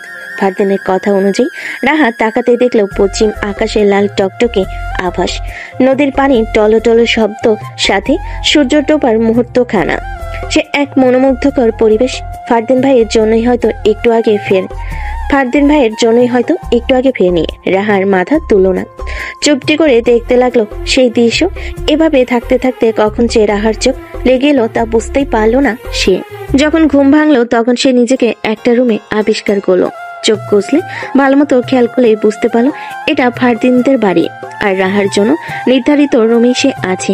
কিভাবে এলো ভাবতে মাথায় এলো ফারদিন ভাই তাকে কোলে তুলে নিয়ে এসেছে। ভাবতে লজ্জায় ধোয়াতে মুখ ঢেকে নিল সে। ঘুম ভেঙেছে তোমার? দরজার দিকে তাকাতেই দেখলো দিশা খানম হাসি মুখে এগিয়ে আসছে তার দিকে। বিছানার কোণে এসে বসতেই রাহা মুখ নিচু করে বলল, কিভাবে যে ঘুমিয়ে পড়েছিলাম তখন। থাক, আর কিছু বলতে হবে না মামনি। ফ্রেশ হয়ে নাও, সন্ধ্যায় নাস্তা করনি তুমি। এখন রাত 9টা বাজতে চললো, একেবারে ডিনার করে নিও। রাহা মাথা নাড়িয়ে শাড়ি জানিয়ে হঠাৎ হাতের দিকে চোখ পড়তে দেখলো ফারদিনে দেওয়া বেঙ্গলগুলি এখনো তার হাতেই আছে। হঠাৎ কিছু একটা মাথায় আসতে দিশা খানমের দিকে তাকিয়ে এসে বলে উঠল, আচ্ছা আন্টি, বলো মামনি। আপনার ছেলে কি প্রেম করে? রাহার কথা শুনে দিশা খানম ফিক করে হেসে দিল। রাহা আমতা আমতা করে বলল, আসলে উনি আজকে একটা শাড়ি আর চুড়ি কিনলো দেখলাম, ওগুলো দেখে মনে হয়নি যে আপনার জন্য কিনেছে, তাই ভাবলাম। দিশা খানম উঠে দাঁড়িয়ে চোখের ইশারায় টেবিলের উপর দেখালো। রাহা তাকিয়ে দেখলো তখনকার শাড়ির প্যাকেট আর চুড়িগুলো সেখানে রাখা। ওগুলো তোমার জন্যই কেনা হয়েছে, এখন ফ্রেশ হয়ে নিচে আসো তো, বলে দিশা খানম চলে গেল। রাহা অবাক চোখে সেদিকে তাকিয়ে আপন মনে বলে উঠল, ফারদিন ভাই ওগুলো আমার জন্য কিনেছে? রাত প্রায় 11:30। ফারদিন মাত্রই বাসায় ফিরেছে। সিঁড়ি বেয়ে উপরে উঠে নিজের রুমের দিকে পা বাড়তে হঠাৎ চোখে পড়লো বারান্দার পর্দার আড়ালে লুকিয়ে সিফাত কিছু একটা দেখছে। ফারদিন ভুরকুচকে সেদিকে এগিয়ে গেল। চোখ পড়লো বারান্দায় দাঁড়িয়ে রাহা কারোর সাথে ফোনে কথা বলছে। উল্টো দিকে ফিরে থাকার কারণে পেছনে লুকিয়ে থাকা সিফাতকে নজরে পড়লো না মেয়েটা। সিফাতের দৃষ্টি অনুসরণ করতে ফারদিনের চোল শক্ত হয়ে এলো। দ্রুত সিফাতকে পাশ কাটিয়ে এগিয়ে গেল রাহার দিকে। তুই ঘুমাসনি এখনো? ফারদিনের কণ্ঠস্বর পেয়ে রাহা ঘুরে তাকালো একবার, ফোনে কাউকে বলল, ওকে মিস্টার সাফওয়ান, আমি কালকে গিয়ে রোগীর কন্ডিশন চেক করব, আর জানানোর জন্য ধন্যবাদ। বলে কল কাটলো রাহা। ফারদিনের দিকে তাকিয়ে বলল, হসপিটাল থেকে কল এসেছিল, কথা বলতে বলতে এমনিতেই একটু বারান্দায় এসেছি। এত রাতে রুম থেকে বের হোস না? রাহা কথা ঘুরিয়ে বলল, আপনি মাত্র এসেছেন? হুম। খেয়েছেন? আয় রুমে এগিয়ে দেই তোকে। একটু থাকি। যেতে বলেছি না তোকে? ফারদিনের ধমক শুনে রাহার মুখটা চুপসে গেল। আর কিছুটি না বলে চুপচাপ ফারদিনের পিছু পিছু রুমে গেল। ফারদিন যাওয়ার সময় বলল, রাতে ভেতর থেকে চিটকিনি দিয়ে ঘুমাবি। রাহা মাথা কাত করে সম্মতি দিয়ে দরজা আটকে ফেল। তারপর ফারদিনও নিজের রুমের দিকে এগিয়ে গেল। বেশ কয়েকদিন কাটলো স্বাভাবিকভাবে। ফারদিনের প্রতি রাহার মনে ভাবের তেমন পরিবর্তন হয়নি বলেই চলে, কিন্তু আগের মতো এড়িয়েও যায় না সে। অফিস শেষ হয় 4টায়, কিন্তু ফারদিন আজ 2টোর দিকে বেরিয়ে পড়েছে অফিস থেকে। জানে সে যে রাহার আজ ছুটি, তাই ম্যাডাম বাড়িতেই থাকবে। এইভাবেই রাহাকে নিয়ে কোথাও ঘুরতে যাবে ভাবলো ফারদিন। মেয়েটা বেশ ভ্রমণ পিয়াসু। যেই ভাবা সেই কাজ। বাড়িতে যাওয়ার সময় রাস্তার ট্রাফিকে একটা বাচ্চা ছেলে টকটকা লাল গোলাপ বিক্রি করছিল। রাহার কথা মনে পড়তে ফারদিন আনমনে হেসে বাচ্চাটির থেকে সবগুলো ফুলই কিনে নিল। তারপর বিস্তৃত হাসি মুখে বাড়ি ফিরল। বাড়ি এসে দুবার বেল বাজানোর পরও কেউ খুলল না, তাই বাধ্য হয়ে নিজের কাছে থাকা এক্সট্রা চাবি দিয়ে দরজা খুলে ভেতরে ঢুকলো। চোখে পড়লো হিয়ার ড্রয়িং রুমের এক কোণে বসে তার খেলনা দিয়ে খেলছে। ফারদিনকে দেখে হিয়া হেসে বলল, আমি তো দরজা খুলতে পারি না ভাইয়া, তাই খুলিনি। কিছু হবে না হিয়া, বাড়িতে কেউ নেই।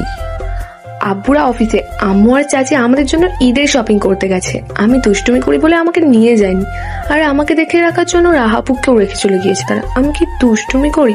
তুমিই বলো ভাইয়া। হিয়ার বাচ্চামা কথায় ফারদিন হাসলো। ডাইনিং টেবিলের কাছে গিয়ে গ্লাসে পানি ঢালতে ঢালতে বলল, তা তো রাহা আপু কোথায়? দেখছি না যে। আপু তো তার রুমে। তো আপু রুমে হলে তুই এখানে কেন? আপুর কাছে কাছে থাকিস না? বলে ফারদিন গ্লাসে চুমুক দিল। হিয়াও খেলতে খেলতে বলল, আমি এতক্ষণ আপুর সাথেই রুমে ছিলাম। তারপর আমার ভাই এসে বললো রাহাপুর সাথে হাইড অ্যান্ড সিক খেলবে, আমাকে নেবে না। তারপর আপু আমাকে ছাড়া খেলতে চাইছিল না, কিন্তু আমার ভাইয়া জোর করে আমাকে রুম থেকে বের করে দিয়ে দরজা আটকে দিল। তাই আমি এখানে বসে একা একা খেলছি। কথাখানা শুনেই বিষম খেলো ফারদিন। হাতের গ্লাসটা তড়িৎ গতিতে ছুটে পড়ে গেল। বিস্ময়ে বলে উঠল, সিফাত রাহার সাথে? হ্যাঁ তো ওই যে রুমে। বলে হিয়া আঙ্গুল উঁচু করে একটা রুমের দিকে তাকলো। তা দেখে ফারদিন আর এক মুহূর্ত অপেক্ষা করলো না, প্রাণপণে ছুটল সেধায়। উত্তেজিত মনে দরজায় করাঘাত করতেই ভেতর থেকে সিফাতের ধমক ভেসে এলো, হিয়া বলছি না বিরক্ত না করতে, যা এখান থেকে। ফারদিনের গলা স্বর বের হচ্ছে না যেন। তার রাহার কিছু হয়ে গেলে সে যে নিজেকে ক্ষমা করতে পারবে না। হঠাৎ মাথায় এলো তার কাছে রাহার রুমে এক্সট্রা চাবিও আছে। পকেট থেকে সেটি বের করে লক খুলতেই চোখের সামনে ভাসমান হলো এক নিকৃষ্ট দৃশ্য। রাহার হাত মুখ সিফাতের কাছে বন্ধি, মুখ দিয়ে গোঙ্গানির মতো শব্দ বের হচ্ছে তার, কিন্তু এক হাতে সিফাত তার মুখ চেপে ধরে রাখাই কিছুই বলতে পারছে না রাহা। ফারদিনের মাথার রগগুলো ফুলে ফেপে উঠেছে। রাহাতের হাত মুষ্টিবদ্ধ করে এগিয়ে গিয়ে কলার ধরে টেনে সিফাতকে আলাদা করলো রাহাত থেকে। তারপর সাথে সাথে শক্ত হাতে সিফাতের নাক বরাবর একটা ঘুষি মারল। এলা পাতারি কয়েক ঘাতিতেই অজস্র কথা বলতে লাগলো রাগে ফারদিন।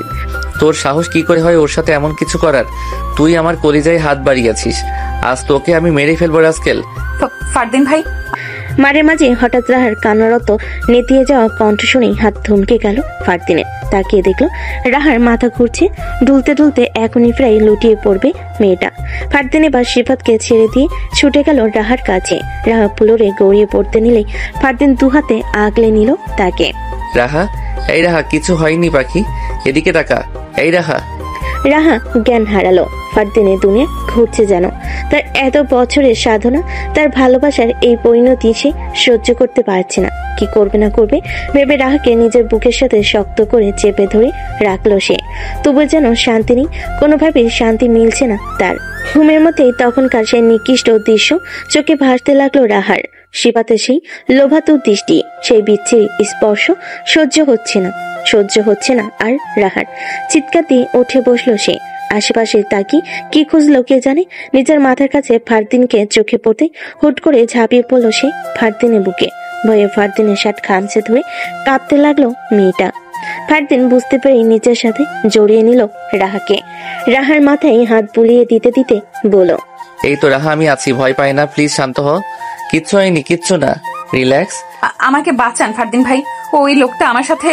হুশ, আর কিছু বলতে হবে না তোকে, কিচ্ছু হয়নি, ভয় পাস না, প্লিজ দেখ, ও নেই এখানে, কোথাও নেই তো। রাহা এলোমেলো ভাবেই ফারদিনের বাহুজোড়ে লুকানোর চেষ্টায় নিমগ্ন হলো। এটাই যেন তার একমাত্র আশ্রয় স্থল। বেশ অনেকক্ষণ পর রাহা শান্ত হলো, কিন্তু ফারদিনকে ছাড়লো না। ফারদিনও ছাড়ার জন্য জোর করলো না। রাহাকে নিজের বুকে নিয়ে যত প্রশান্তি ফারদিনের। আমাকে ক্ষমা করে দিস রাহা, আমি তোকে রক্ষা করতে পারিনি, কিন্তু আমি তোকে কথা দিচ্ছি পাখি, আর একটা মুহূর্ত তোকে একা ছাড়বো না আমি। এবার তোকে নিজের করেই ছাড়বো, সেটাই তোর অনুমতি থাক আর না থাক। কি রে মামুনির কি হয়েছে? পেছন ফিরে একবার নিজের মাকে দেখে নিল ফারদিন, মুখ নামিয়ে নিল, কিছু বলতে পারলো না। দিশা খানম নিজে এসে চিন্তিত হয়ে রাহার কপালে হাত ঠেকাতে আটকে উঠলো, বলো, এ কি মামুনির এত জ্বর এলো কি করে?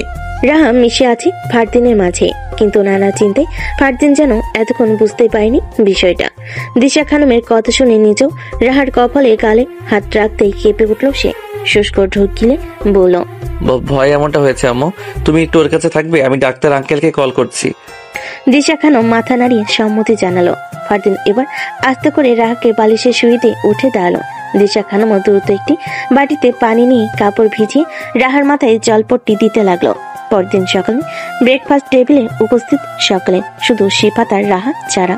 ফারদিন গলা ঝেড়ে শফিক সাহেবের উদ্দেশ্যে বলল, আব্বু, তোমার সাথে আমার ইম্পর্টেন্ট কথা আছে। হ্যাঁ বল, কি বলবি? না, রাহাকে নিয়ে। শফিক সাহেব এবার মুখ তুলে তাকালো ফারদিনের দিকে, জিজ্ঞেস করলো, রাহা মামুনিকে নিয়ে মানে? তুমি আজই রাহার বাবার সাথে আমাদের বিয়ের ব্যাপারে কথা বলো। আজই মানে? বললেই হলো নাকি? আব্বু, হয় তুমি আজ এক্ষুনি আমাদের বিয়ে ঠিক করবে, আর না হয় আমি রাহাকে নিয়ে বাড়ি ছেড়ে পালিয়ে যাব। শফিক সাহেব চেয়ার ছেড়ে দ্রুত উঠে দাঁড়ালো, মুখ আপনা আপনি হা হয়ে গেছে তার। দিশা খানম মাত্রই কথা শুনে টেবিলের কাছে এসেছে, হাতে তার ট্রেতে করে খাবার রাহার জন্য। ফারদিন সেদিকে একবার তাকিয়ে উঠে দাঁড়িয়ে বলল, 10 মিনিট সময় দিলাম, এরপর এসে শুনবো বিয়ের দিন তারিখ করে ফেলেছ, আশা করব খুব শীঘ্রই করবে। বলে আর এক মুহূর্ত দাঁড়ালো না। দিশা হাত থেকে খাবারের প্লেটটা নিয়ে ধপাধপ পা ফেলে উপরে চলে গেল রাহার রুমের দিকে। বিছানায় ঘুমন্ত রাহার দিকে একবার তাকিয়ে হাতের প্লেটটি টেবিলে রাখলো।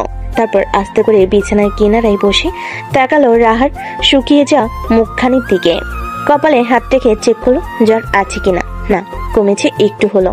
ফারদিন এবার আলতো হাতে রাহার চুলে ভাঁজে হাত বুলিয়ে দিতে রাহা, এই রাহা, ওঠো এবার, একটু কিছু খেয়ে নে। কিছুক্ষণ পর রাহা পিট পিট করে চোখ খুলে তাকালো। ফারদিনকে দেখে আস্তে করে উঠে বসলো। ফ্রেশ হয়ে আয়, খেয়ে নিবি। আমি 14 গ্রাম ফিরে যাবো ফারদিন ভাই।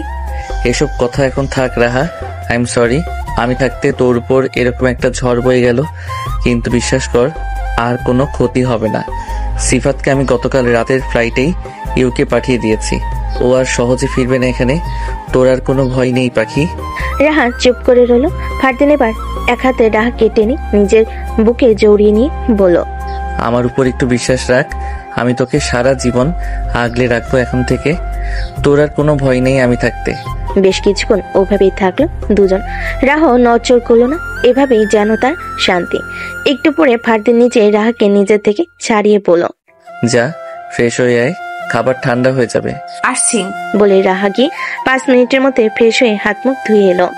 তারপর ফারদিন তাকে বিছানায় বসে নিজ হাতে খাইয়ে দিতে লাগলো। রাহাও লক্ষ্মী মেয়ের মতো চুপচাপ খেয়ে নিল কিছুটা। বিকেলে রাহা দিশা খানম আর সীমা বেগমের সাথে ড্রয়িং রুমে বসেছিল। তখনই হঠাৎ সেখানে আগমন হলো রাহার মা আর বাবার। হুট করে কিছু না জানিয়ে এভাবে মা আর বাবাকে দেখতে পেয়ে রাহা আনন্দে আত্মহারা হয়ে গেল। উঠে গিয়ে সালাম দিয়ে অবাক হয়ে জিজ্ঞেস করলো, আব্বু আম্মু তোমরা দুজন এখানে? আমাকে কিছু জানালে না?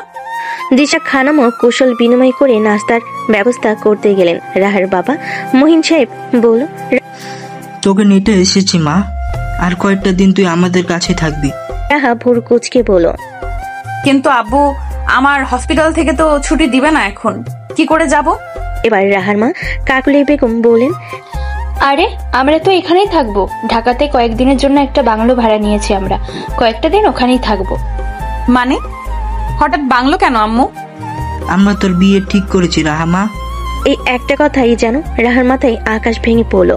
চোখের পাতায় ভেসে উঠলো ফারদিনের চেহারা খানা। বুকের ভেতর মোচড় দিচ্ছে তার।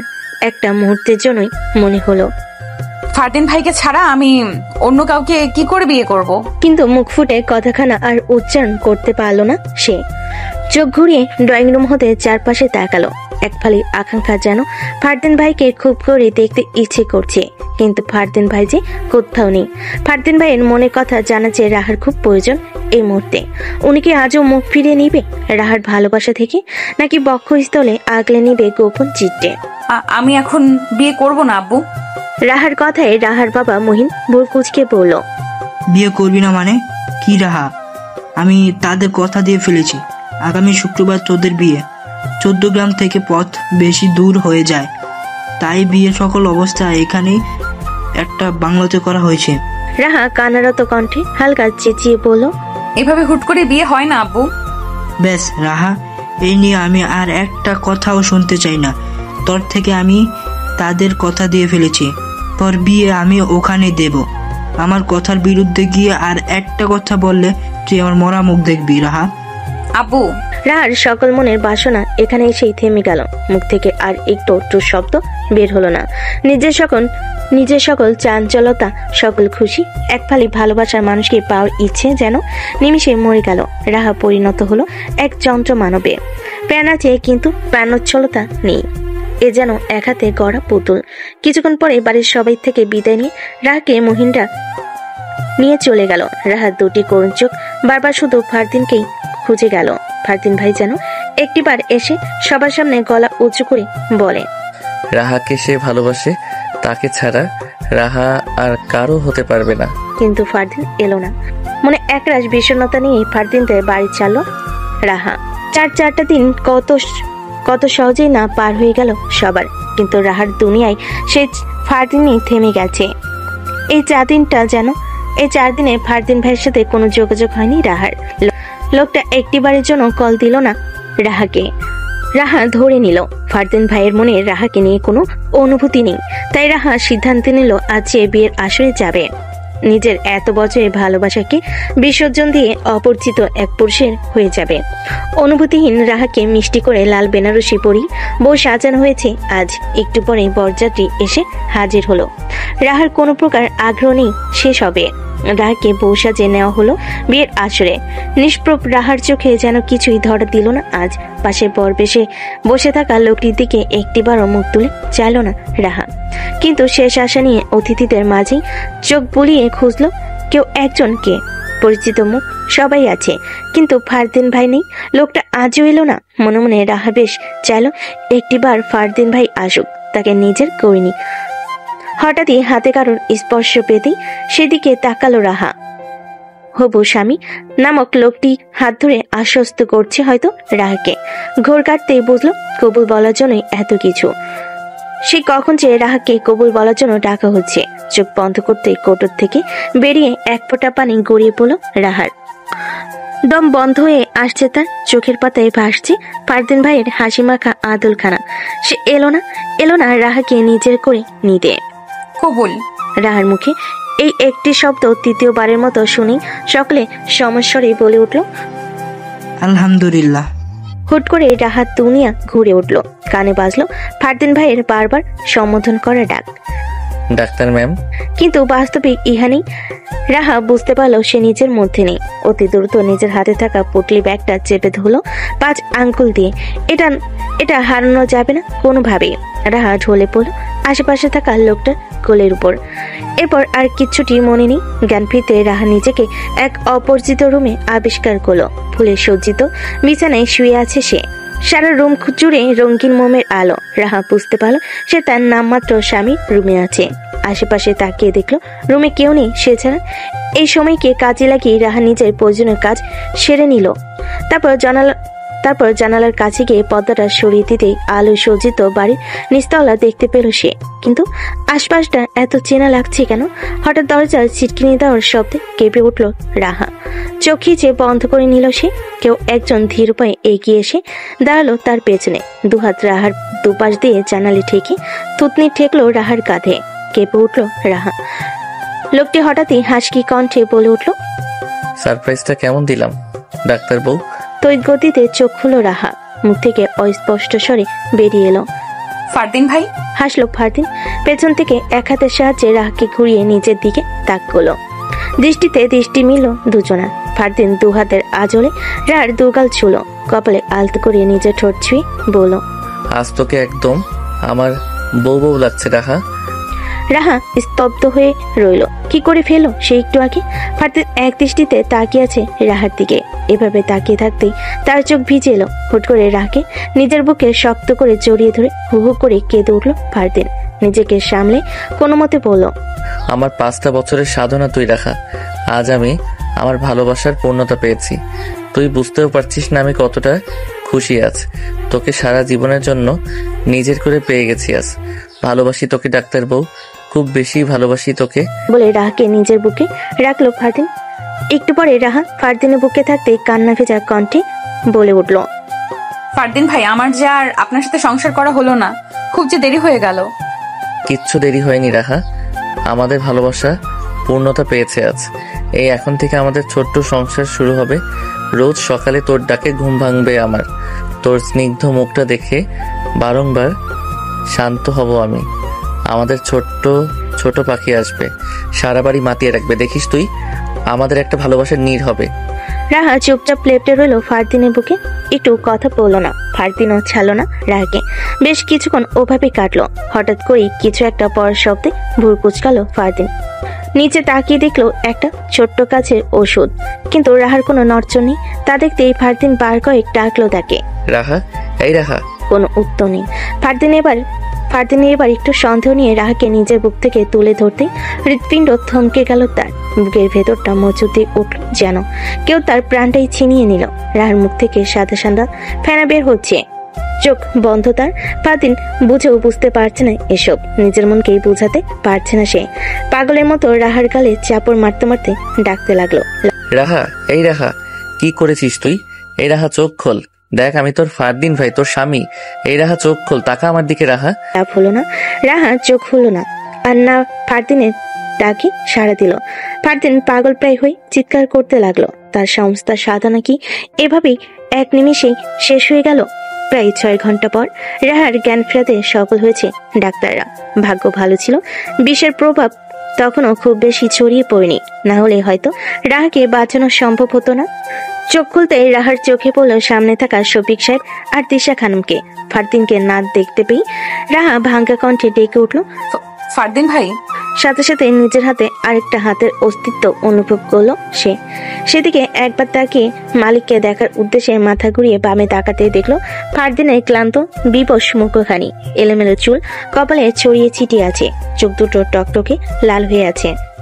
আমায় এই কয়দিন কেন এত কষ্ট দিলেন ফারদিন ভাই? তোকে আমি গত 4 দিনে যে কষ্ট দিয়েছি তা তুই মাত্র এই 6 ঘন্টাতেই সুদে আসলে পুষিয়ে দিয়েছিস আমায়। আমি আপনাকে ছেড়ে আর কাউকে বিয়ে করে বেঁচে থাকতে পারতাম না ফারদিন ভাই। গত 5টা বছর ধরে এত দূর থেকেও তোকে ভালোবেসেছি।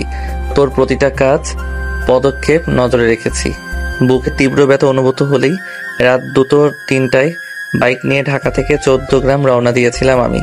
এই এত কিছু করার পরেও তুই ভাবলি কি করে তোকে আমি অন্য কারো হতে দিতাম? 5টা বছর যে আমি তোর আশেপাশেও কোনো ছেলেকে ঘেঁষতে দেইনি, আজ শেষ মুহূর্তে এসে সে আমি কি করে তোকে ছেড়ে দিতাম বল? আমাকে মাফ করে দাও ফারদিন ভাই। ফারদিন আলতো করে রাহার হাতে চুমকে বলল, তোকে কোনো ক্ষমা করতে পারবো না আমি। এখন থেকে তোকে শুধু ভালোবাসবো, সীমাহীন ভালোবাসবো ডাক্তার বউ। অতি কষ্টের মাঝেও রাহার মুখে এক ফালি হাসি ফুটে উঠল। তা দেখে ফারদিন বলল, তাড়াতাড়ি সুস্থ হয়ে নে তুই শুধু, তারপর তোর এসব সুইসাইড করার শখ আমি মেটাবো। রেডি থাকিস বউজান। 4 দিন পর রাহাকে আরো 2 দিন আগে বাড়িতে নিয়ে আসা হয়েছে। এই কয়দিন ফারদিন রাহার যে পরিমাণ যত্ন নিয়েছে, রাহা এক প্রকার বিরক্ত হয়ে গিয়েছে বলতে গেলে। আজ বাড়িতে শুধু রাহা একা। ফারদিন জরুরি মিটিং এর কারণে বিকেলের দিকে অফিসে গিয়েছে, আর বাকিরা সবাই এক আত্মীয়র বিয়েতে গিয়েছে। রাতে ফিরে আসার কথা থাকলো, হুট করে অতিরিক্ত ঝড় ওঠার কারণে ফোন করে জানিয়ে দিয়েছে আজ ফেরা সম্ভব নয়। রাত প্রায় 10টা। রাত একা বসে থাকতে থাকতে এবার নিজেরই বিরক্ত লাগছে বটে। এদিক ওদিক হাঁটাহাঁটি করে এবার ডায়াল করলো ফারদিনের নাম্বারে। 2বার রিং হতেই ফারদিন ফোন কানে তুলল। কখন আসবেন আপনি? ডাক্তার বউ কি আজ তার ফারদিন ভাইকে খুব বেশি মিস করছে? মিস করব কেন? না, বাইরে ঝড় হচ্ছে তো খুব। এইরকম ঝড় বৃষ্টির দিনে বউরা আবার তাদের স্বামীকে একটু বেশি কাছে পেতে চায়। তাই ভাবলাম হয়তো তুমিও মিস করছো আমায়, যদিও আমাদের মধ্যে এখনো মিস করার মতো কিছুই। বাজে কথা রাখুন তো আপনি। বাড়িতে কেউ নেই, একা একা ভালো লাগছে না, আর কিছুটা ভয়ও করছে, তাই জিজ্ঞেস করছি। বাড়িতে কেউ নেই মানে? আম্মু আব্বুর এখনো ফিরেনি? যেই ঝড় এত দূর থেকে আসাটা রিস্ক হয়ে যাবে, তাই তারা কেউ আজ ফিরবে না জানিয়ে দিয়েছে। আমি 20 মিনিটে আসছি বউ, ভয় পেও না তুমি। বলে ফারদিন কল কেটে দিল। রাহা বুঝতে পারলো ফারদিন এখনই রওনা দিল বলে। ভাবতেই মুচকি হাসলো রাহা। বসে থাকতে থাকতেই হুট করে একটা বুদ্ধি মাথায় আসতেই হেসে উঠল রাহা। দ্রুত উঠে কাজে লেগে পড়লো। হাতে একদমই সময় নেই, ফারদিন ফেরার আগেই সেরে ফেলতে হবে। 20 মিনিট বললো, প্রায় 15 মিনিটের মধ্যেই ফারদিন বাড়ি এসে পৌঁছালো। রাহাকে জ্বালাবে না বলে নিজের কাছে থাকা এক্সট্রা চাবি দিয়ে মেইন ডোর খুলে ভিতরে ঢুকলো সে। পুরো রুম অন্ধকার, হয়তো অতিরিক্ত ঝড়ের কারণে বিদ্যুতের লাইনে সমস্যা হয়েছে কোনো ভেবে ফারদিন ফোনের ফ্ল্যাশ জ্বালিয়ে দ্রুত উপরে নিজের রুমের দিকে গেল। কে জানে মেয়েটা একা একা কি করছে। রুমে ঢুকতে দেখলো রাহা নেই কোথাও। ফারদিন বার কয়েক ডাক দিল, রাহা, এই রাহা, কোথায় আছো? হঠাৎই রিনঝিন শব্দ পেয়ে ঘাড় ফেরালো ফারদিন। ফোনের ফ্ল্যাশ পড়তে দেখলো দরজার আল থেকে রাহা চোখ বন্ধ করে দাঁড়িয়ে আছে। ফারদিন ভুরকুচকে এগিয়ে যেতে দেখলো রাহা শাড়ি পরেছে, ওই যে সেদিনের ফারদিনের হাতে ডিজাইন করা সেই শাড়িটা, হাতে রেশমি চুড়ি। ফারদিনের ঠোঁট জুড়ে হাসি ফুটে উঠলো। এক হাতে রাহাকে টেনে দরজার আল থেকে বের করলো। ছোট ছোট করে রাহার সারা দেহে দৃষ্টি বুলিয়ে হঠাৎই রাহার কোমর চেপে নিজের সাথে মিশিয়ে নিল। রাহার চোখ বন্ধ, ঘন ঘন নিঃশ্বাস ফেলছে সে। লজ্জায় মাথা নিচু করে রেখেছে। ফারদিন নিজের তর্জনী আঙ্গুল দিয়ে রাহার থুতনি ধরে মাথাটা উঁচু করলো। আমাকে পাগল করার জন্য এসব করেছিস তুই? রাহা চুপ করে রইল। ফারদিন ফের জিজ্ঞেস করলো, শাড়ি পরেছিস একা একা? ইউটিউব থেকে দেখে দেখে পড়েছি, ততটাও পারফেক্ট হয়নি। পারফেক্ট হলে আমি হয়তো এতক্ষণ এভাবে দাঁড়িয়ে থাকতে পারতাম না। রাহা মুখ তুলে চাইল। অনুমতি দিচ্ছিস তাহলে? রাহা চুপ রইল। চোখ বন্ধ করে ঘন ঘন নিঃশ্বাস ফেলতে লাগলো সে। ফারদিন নেশাতুর দৃষ্টিতে রাহার রঙিন ঠোঁটের দিকে তাকিয়ে বলল, নীরবতাকে সম্মতির লক্ষণই ধরে নিলাম তাহলে। রাহা এবারও উত্তর দিল না। ফারদিন নিজের ওষ্ঠ মিলালো রাহার কোমল ওষ্ঠে। ধীরে ধীরে এক ব্যাকুল দুনিয়ায় হারিয়ে যেতে লাগলো দুটি প্রাণ। এভাবেই এক অজস্র ভালোবাসা এগিয়ে গেল পূর্ণতার দিকে।